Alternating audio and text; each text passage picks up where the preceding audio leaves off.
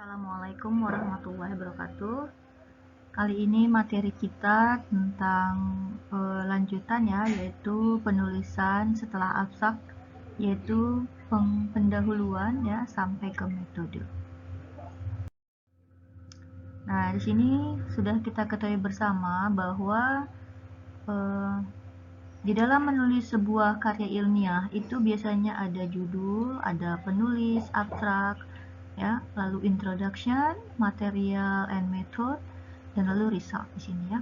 Jadi minggu lalu kalian sudah membahas tentang abstrak ya. Jadi kalian membedah abstrak dari beberapa bagian. Nah, minggu ini Ibu ingin kalian belajar tentang pendahuluan ya. Jadi biasanya dalam penulisan skripsi, pendahuluan itu memang akan selalu dibaca ya oleh penguji. Karena di situ adalah pengetahuan awal ya. Biasanya kalau sudah bab 2 itu kan referensi. Nah, kalau referensi atau tinjauan pustaka, mungkin originalitasnya itu kurang ya. Di situ mungkin kalian hanya memasukkan referensi-referensi yang ada. Tapi apabila di bagian pendahuluan, disitulah kalian menuliskan apa latar belakang ya, bagaimana rumusan masalahnya, lalu apa tujuannya, seperti itu ya. Nah, di sini Ibu akan mengajarkan bagaimana menulis sebuah pendahuluan ya, atau latar belakang ya. Ini berbeda dengan rumusan masalah. Karena itu mungkin akan dibahas di metode penelitian. Kalau di sini Ibu ingin menjelaskan teknik untuk menulis sebuah pendahuluan ya. Nah, dalam pendahuluan ya, itu harus berisi materi ya, yang materi-materi ini adalah pengantar untuk menjelaskan materi penelitian yang akan kita buat. Di sini tujuannya itu untuk memberikan informasi ya, latar belakang bagi pembaca ya yang perlu diketahui. Karena biasanya nanti penguji itu kan latar belakangnya berbeda. Misalnya kalian mengambil geofisika atau fisika medis. Nanti penguji itu kan tidak selalu dari geofisika ataupun fisika medis. Bisa juga dari elektronika atau dan instrumentasi ya, ELINS, atau dari optik. Nah, dosen-dosen ini dia harus paham secara sama ya. Konsep dasarnya itu harus tahu. Jadi kita tidak bisa menjelaskan tanpa ada alasan mengapa riset ini perlu kita lakukan gitu ya. Nah, nanti di sini ada alasan dari proyek penelitian kita, temuan-temuan yang relevan itu kita tulis di dalam latar belakang ya. Nah, di sini memang pembaca diasumsikan sudah paham tentang tema riset. Jadi konsep dasar harus dihindari. Di sini maksudnya ketika kita menulis pendahuluan itu kan hanya dibatasi beberapa halaman. Jadi kita tidak perlu menuliskan hal-hal yang sangat umum, ya, misalnya sejarah ya, seperti itu. Karena sejarah-sejarah seperti itu mungkin bukan tempatnya di bagian pendahuluan, tapi itu di tinjauan pustaka ya, atau di bab 2. Nah, di sini pendahuluan menyajikan informasi yang relevan yang diharapkan diketahui oleh seorang spesialis, ini terutama untuk menulis sebuah paper ya. Jadi paper itu sangat terbatas sehingga kita menganggap bidangnya itu sudah sama. Makanya paper itu akan dibatasi oleh topik ya. Misalnya nanti ini paper khusus fisika medis, ini paper khusus geofisika, seperti itu ya. Dan pendahuluan harus secara jelas menentukan sifat ruang lingkup masalah yang diteliti ya, atau pertanyaan yang dialamatkan, termasuk ringkasan singkat dari pekerjaan sebelumnya. Lalu di sini kita akan merangkum karya sebelumnya, ya, tapi di sini bukan tempat untuk menyombongkan keahlian kita. Jadi memang beda antara menyombongkan ataupun merangkum. Jadi kalau merangkum itu berarti hal-hal yang berhubungan dengan riset kita. Bukan hal-hal yang sudah kita kerjakan tapi tidak ada hubungannya, itu tidak perlu kita sebutkan di dalam bagian pendahuluan ini ya. Nah, itu yang sangat perlu juga, berikan informasi terbaru. Jadi kita harus memberikan referensi-referensi yang terbaru, yang up to date, yang biasanya itu kurang dari 5 tahun. Jadi kalau ini 2021 berarti ya sekitar 2005 ya, 2006. Nah, dari situ ke atas itu adalah referensi yang bisa kita gunakan ya. Nah, di dalam sebuah paper ya atau karya ilmiah, 2-3 paragraf sudah cukup untuk menulis pendahuluan. Jadi tidak perlu panjang-panjang ya. Di dalam sebuah pendahuluan, kita harus memiliki 3 hal ini, yaitu latar belakang, penelitian sebelumnya, lalu hipotesa ya, atau pertanyaan yang ingin diteliti dan dibahas ya pada sebuah paper atau karya tulis atau tugas akhir. Nah, di sini dalam penulisan sebuah paper, singkatan disarankan untuk menghemat halaman ya. Gunakan singkatan apabila kata tersebut akan diulang lebih dari 5. Jadi kalau memang kita merasa kita akan selalu menggunakan singkatan ini, maka pertama kali disebut itu perlu kita jabarkan. Tapi selanjutnya kita hanya perlu menggunakan singkatannya saja. Buat apa? Untuk menghemat kata ya, karena kita bisa cerita yang lain. Dan itu sangat disarankan ya. Dan kadang kita menggunakan footnote ya untuk menjelaskan hal-hal yang perlu. Tapi mungkin untuk tugas akhir mungkin jarang ya kita gunakan footnote. Nah, di sini Ibu terangkan sedikit saja bagaimana cara memilih sebuah paper. Jadi di sini ada website ya, namanya Simago JR ya. Nah, ini untuk pemeringkatan jurnal-jurnal. Kita lihat di sini peringkat tertinggi untuk Simago itu adalah Q1 ya. Q1 itu memiliki peringkat tertinggi karena dia memiliki citation yang cukup tinggi ya. Yang Q1 nomor 1 di sini Review of Modern Physics, citasinya 85 dalam 2 tahun. Dan ya ini sangat menarik ya. Di sini H-index juga diperhatikan ya. Jadi ini sekitar 300. Nah, jadi jurnal-jurnal Q1 itu sangat disarankan untuk menjadi rujukan. Dan kalau kita ingin memasukkan paper ke dalam Q1, maka itu sangat sulit ya, sehingga mendapat nilai yang lebih ya, poin yang plus.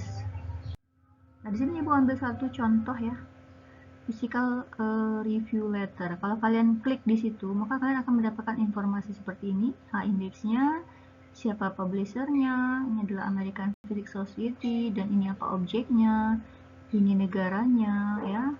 Dan di sini kalian bisa dapatkan homepage-nya. Di sini kalau kalian klik ya, maka kalian bisa masuk ke jurnal tersebut.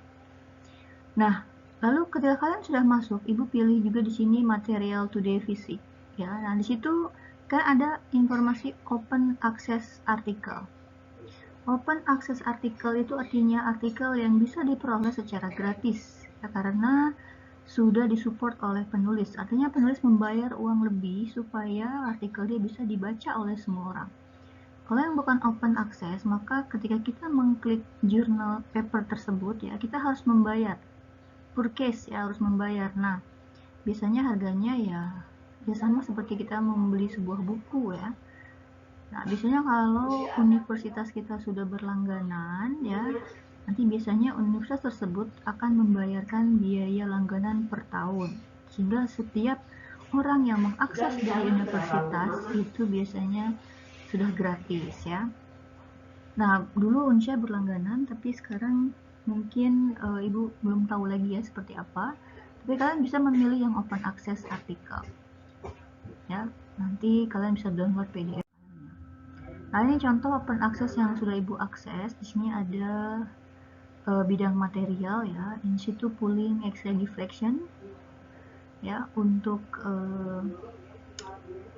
timbal seramik seperti ini ya. Lalu di sini kita lihat minggu lalu kita belajar membedah abstrak, maka di sini ada pendahuluannya yang di kotak merah, lalu yang tanpa di kotak ini adalah metodenya ya. Dia katakan bagaimana mengoptimasi pada sumbu X berapa ya, pada suhu berapa ya, lalu menggunakan apa di sini, misalnya XRD seperti itu ya.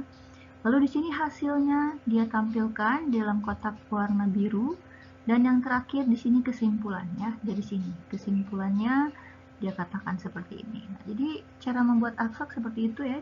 Ketika nanti kalian membuat abstrak dalam tugas akhir, kalian harus memenuhi keempat bidang tersebut dalam satu kalimat ya. Oke, sekarang kita lanjutkan ke introduction. Seperti yang dibilang tadi, dalam introduction itu harus ada latar belakang mengapa riset ini dilakukan dan tidak boleh terlalu umum. Maka di sini paper ini menceritakan langsung tentang BIFEO3. Dia bercerita bagaimana posisi BIFEO3. Lalu di sini dia ceritakan ya. Lalu keduanya state of the art untuk penelitian sebelumnya. Jadi dia di sini ceritakan dibuktikan dengan referensi-referensi ini. Ini artinya dia membaca banyak referensi dan dia melibatkan referensi yang berhubungan dengan BIFEO3 seperti itu ya. Di sini dia mendapatkan state of the art-nya ya. Di sini sangat cocok komposisi dari BFST sehingga perlu untuk diteliti. Nah, lalu di bagian akhir dari sebuah pendahuluan, kita harus menyebutkan apa yang akan kita teliti atau apa yang akan dibahas. Di situ akan mengguiding ya pembaca bahwa inilah pekerjaan kita. Dan nanti di bab 2 rumusan masalah baru rumuskan apa permasalahannya. Tapi sebelumnya kita sudah menceritakan di bagian pendahuluan ini ya. Dikatakan in this work ya, detail case power structure dari dielectric di investigative ya, akan diteliti dengan melakukan optimasi ya dari piezo property seperti itu ya. Oke, nah selanjutnya metodologi ya. Jadi kalau metodologi itu kita harus menjelaskan bagaimana prosedur penelitian yang dikerjakan. Informasinya yang diberikan harus jelas dan dapat diulang kembali. Jadi kalau orang yang membaca itu orang bisa mengulang kembali berdasarkan prosedur yang telah kita buat. Jadi harus lengkap ya, harus detail.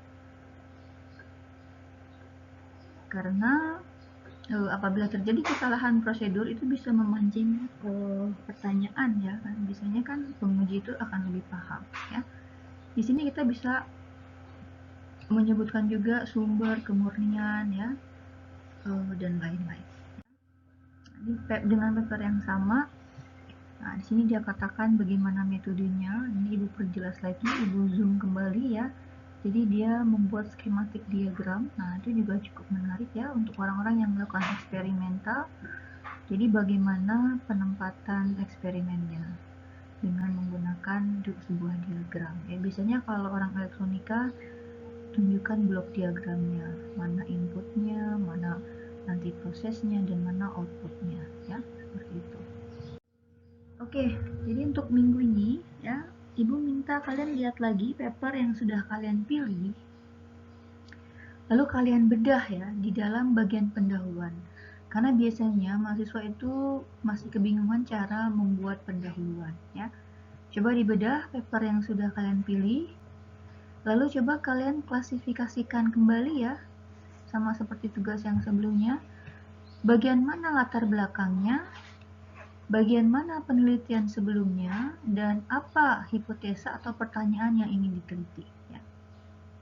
Nah, kalau paper yang kalian pilih itu dalam bahasa Inggris, maka translate terlebih dahulu, ya, lalu klasifikasikan. Ya.